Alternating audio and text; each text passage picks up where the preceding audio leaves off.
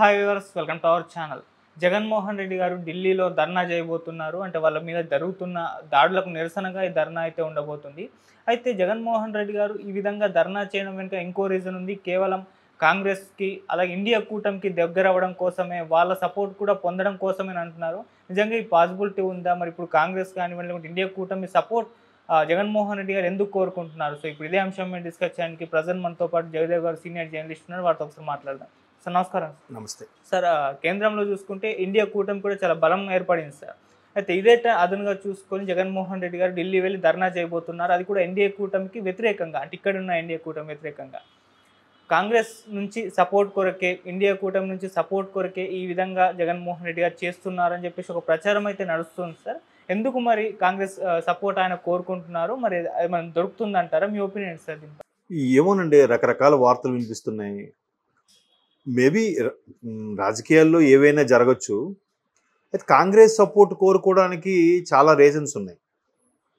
కోరుకోకుండా ఉండడానికి కూడా, అంటే ఇన్ని రోజులు గ్యాప్ తీసుకోవడానికి కూడా అవే రీజన్స్. ఎందుకంటే ఏ కాంగ్రెస్తో విభేదించి బయటకు వచ్చారో ఆ కాంగ్రెస్ మీద ఎలుగెత్తి చాటారు.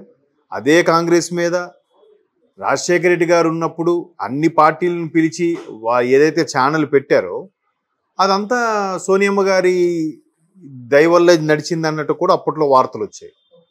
సో అదే సోనియమ్మ మీద ఆ పత్రికలో, ఆ టీవీలో వ్యతిరేకంగా యాంటీగా రాస్తే ఎలా ఉంటుంది పరిస్థితి?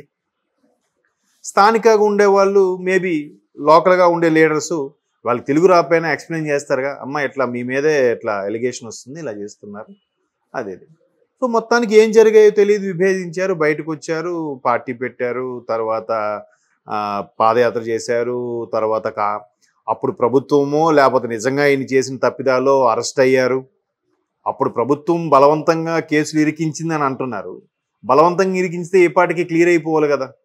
ఇప్పుడు చంద్రబాబు నాయుడు గారి మీద బలవంతంగా కేసు ఇరికించారు అన్నారు. ఇరికించిన తర్వాత ఏమైంది? ఆ అధికారి అస్సాం ట్రాన్స్ఫర్ అయిపోయారు. దానికి సంబంధించిన పత్రాలు తెల్లవారుజామున వారి కింద స్థాయి అధికారులకు ఇచ్చి కాల్ చేశారు. క్లియర్గా మనం చూసాం. ఆ వీడియో కూడా రిలీజ్ అయింది. ఇప్పుడు నిజంగా చంద్రబాబు నాయుడు గారు అట్లా చేసుంటే దాని మీద చూపించి ఫైట్ చేసి ఆయన బయట రాకుండా చేయించవచ్చు. కాబట్టి ఎన్ని రోజులు చేయించలేకపోయారు. సో జగన్మోహన్ రెడ్డి గారి మీద కూడా ఆయన తప్పు చేయకపోతే, అటువంటి ఇష్యూస్ లేకపోతే ఇప్పటి బెయిల్ మొత్తం క్యాన్సిల్ అయిపోయేది కదా, విడుదలైపోయేవారు కదా. ఇంకా నడుస్తుందిగా, 12 ఏళ్ళుగా ఆయన బెయిల్ మీదే కదా ఉన్నారు ఇంకా. సో ఇట్లాంటివి మరి అప్పుడు ప్రభుత్వం ఇరికించిందో లేకపోతే ఇతను ఇరుక్కున్నాడో తెలియదు, మొత్తానికి జరిగాయి. అలా తర్వాత పార్టీ పెట్టి 2019లో మరి ఒక్క ఛాన్స్ అని దాంతో మంచి మెజార్టీతో గెలిచారు. అంతా బాగుంది. ఆ తర్వాత పరిపాలన చూసాము. అందరూ ఎట్లాంటి రెస్పాండ్ అయ్యారో క్లియర్గా. ఏ ఇద్దరిని కదిలించినా అబ్బా ఇదేం పరిపాలన రా బాబు, అబ్బా ఇదేం ఇదిరా నాయన అనుకునే వాళ్ళే అందరూ. సో దానికి ప్రతిఫలం మనం చూసాం. 164 సీట్లు కూటమి గెలుచుకుంది. అంటే ఎటువంటి అంత ఓటింగ్ పర్సంటేజ్ లేని బీజేపీ లాంటిది కూడా 8-9 సీట్లు తెచ్చుకుంది. సో దానికి కారణం ఒకటి ఆయన మీద ఒకటి ప్రధాన కారణం వ్యతిరేకతే. రెండోది వీళ్ళ మీదకుండే క్రేజ్. చంద్రబాబు నాయుడు గారు అవ్వచ్చు, పవన్ కళ్యాణ్ గారు అవ్వచ్చు.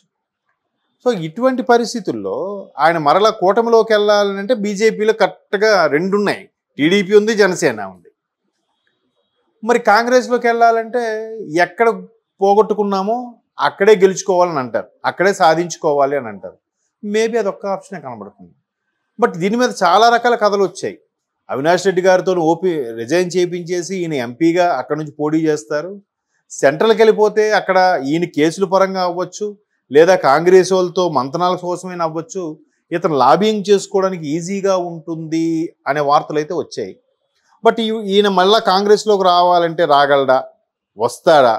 వస్తే గతంలో జరిగినవన్నీ మాసిపోతాయా, సమస్యపోతాయా? ఇట్లాంటివన్నీ కూడా ఒక్కొక్కటిగా తెర మీదకి వస్తున్నాయి అంశాలు. ఇప్పుడు దీన్ని బట్టి చూస్తే ఏమవుతుందంటే, ఒకవేళ ఆయన కాంగ్రెస్లోకి వెళ్ళాలనుకున్నా కూడా ఆంధ్రప్రదేశ్ పీసీసీ చీఫ్గా షర్మిల గారు ఉన్నారు కాబట్టి ఫస్ట్ ఆమె పెర్మిషన్ తీసుకోవాలి, ఆమెకు చెప్పాలి అధిష్టానం. బట్ అధిష్టానం నిర్ణయం తీసుకుంటే ఆమె ఏం కాదని లేదనుకోండి. బట్ అన్నతో విభేదించి మొత్తానికి మరలా అదే అన్న మీదకి పోటీగా నిలబడిన వ్యక్తికి కనీసం ప్రాధాన్యత ఇవ్వాలిగా, కాంగ్రెస్ పార్టీ చెప్పాలిగా.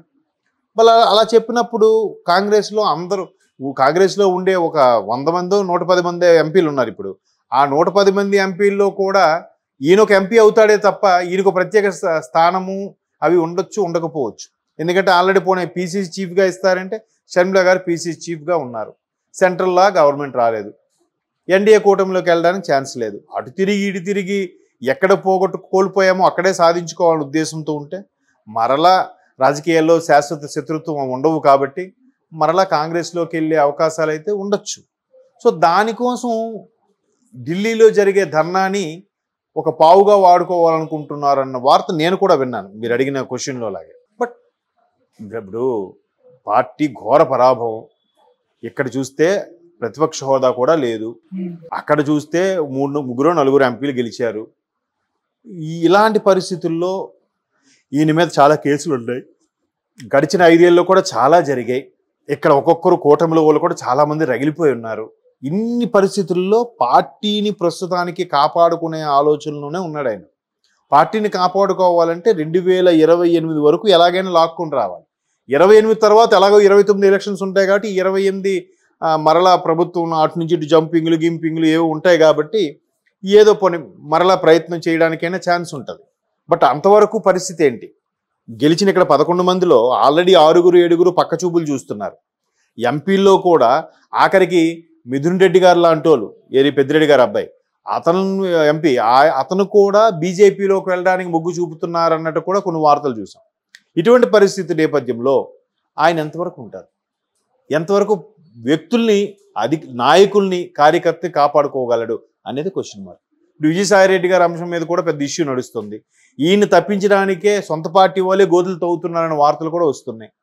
లేదంటే శాంతి ఎవరు, ఈయన ఎవరు, ఈయన ఏజ్ ఎంత, ఆమె ఏజ్ ఎంత, ఎందుకు ఇన్ని పాపం ఆయన అబాండాలు ఎత్తుకోవాల్సి వస్తుంది? అబాండాలా? నేను నిజాలా? పోనీ ఆయన నిజంగా అబాండాలు ఎదుర్కోవాల్సి వస్తే పార్టీ నుంచి మిగతా ఎవరు ఆయన గురించి ఎందుకు ఏం మాట్లాడట్లేదు? ఎక్కడ ఎవరు ఎందుకు స్పందించట్లేదు? ఎవరు ఎందుకు ప్రెస్ మీట్ పెట్టట్లేదు? సో విజయసాయి రెడ్డి లాంటి వ్యక్తిని కూడా తప్పించేస్తున్నారు ఆ పార్టీ నుంచి. రకరకాల మరి అలాంటి కీలకమైన వ్యక్తులు అంటే విజయసాయి రెడ్డి గారు ఒక గ్రేట్ ఆడిటరు, జగన్మోహన్ రెడ్డి గారికి రైట్ హ్యాండు, ఈ నెంబర్ 2 ప్లేసు, ఆయన చాలా మేధావి, ఇన్ని మాట్లాడుకున్న సందర్భంలో అటువంటి వ్యక్తి మీద కూడా బదనాం జరుగుతుంటే ఇంకా వైసీపీ పార్టీ మనుగడకి ప్రశ్నార్థకం అవుతుంది కదా. సో కాపాడుకోవాలి, చేయాలంటే గౌరవంగా విలీనం చేసేయడం, లేదా అలాగా పవన్ కళ్యాణ్ గారి లాగా ఓపికగా ఉండి పార్టీని నడిపించుకోవడం. సో ఇటువంటి పరిస్థితుల్లో పార్టీ మనుగడ అనేది చాలా ఇంపార్టెంట్. కాదుకూడదు అంటే ఎలాగూ రాజశేఖర రెడ్డి గారు కూడా కాంగ్రెస్ ముఖ్యమంత్రిగా అయ్యారు కాబట్టి, షర్మిల కూడా అందులో ఉన్నారు కాబట్టి, ఇప్పుడు ఇతని దగ్గర ఉన్న పార్టీలో చాలామంది కీలక మీద ఒకప్పుడు కాంగ్రెస్లో చేసిన వాళ్ళే కాబట్టి మరలా ఆ ఈజీ ర్యాపో ఉంటే ఉండొచ్చు కాక అందుకు ఆయన కాంగ్రెస్ మొగ్గు చూపుతున్న వార్తలు వస్తున్నాయి. అది కూడా నిజం అయ్యుండొచ్చు. ఈవెన్ ఇంకొక దగ్గర మాత్రం చిన్న డౌట్ వస్తుంది, అవుతుందో అవదని. ఎందుకంటే రేవంత్ రెడ్డి గారు మొన్న మంగళగిరి సభలు పెట్టినప్పుడు కూడా జగన్మోహన్ రెడ్డి గారు ఎంపీగా వెళ్ళి పోటీ చేస్తారంట, అవినాష్ రెడ్డి గారితో రాజీనామా చేయించి, ఒకవేళ అలాగానైతే మా షర్మిలమ్మతో మళ్ళీ నేను నామినేషన్ వేయించి గల్లీ తిరిగైనా ఆమెను గెలిపించుకుంటాను అన్నాడు. అంటే మొత్తానికి ఆయన సెంట్రల్ వైపు వెళ్ళే ఆలోచన అయితే ఆల్మోస్ట్ ఆల్ ఉంది. ఎక్కడో ఆ లీడ్ బయటికి రాకపోతే ఒక ముఖ్యమంత్రి స్థాయి వ్యక్తి రేవంత్ రెడ్డి గారు ఆ మాట అంటారు కదా. సో చూద్దాం మరి ఆయన ఆలోచన అటు వెళ్తాడా, లేకపోతే అందుకే ఢిల్లీ వెళ్తున్నాడా, లేదా ఢిల్లీలో జస్ట్ ఒక లాబింగ్ కోసం వెళ్ళి మళ్ళీ ఇక్కడ వచ్చేస్తారా? ఎందుకంటే వాళ్ళ అసెంబ్లీకి నల్ల కండుగా కప్పుకొని కూడా వెళ్ళారు కాబట్టి మరి ఆయన ఆలోచన విధాలు ఎలా ఉండబోతుంది? లేదు అరే పిరికి పందరా, పారిపోయారా, ఈయన రాజకీయాల్లో ఓడిపోయేసారి తట్టుకోలేకపోయారా, ఇలాంటి వార్తలు వస్తాయని చెప్పి మరలా వెళ్తున్నానని చెప్పి అనిపిస్తుంది. చూడాలి మరి.